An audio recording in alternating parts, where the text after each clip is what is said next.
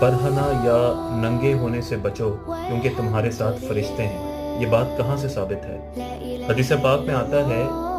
یہ مشکوٰۃ شریف میں 3115 حدیث کا نمبر ہے، وعن ابن عمر قال قال رسول اللہ صلی اللہ علیہ وسلم ایاکم وتعری فإن معکم من لا یفارقکم الا عند الغائط وحین یفضی الرجل الى اہلہ فاستحیوہم واکرموہم، رواہ ترمذی۔ یہ ترمذی شریف میں حدیث پاک ہے۔ حضرت ابن عمر فرماتے ہیں کہ رسول اللہ صلی اللہ علیہ وسلم نے فرمایا کہ ننگے ہونے سے بچو کیونکہ تمہارے ساتھ وہ ہیں جو تم سے کبھی جدا نہیں ہوتے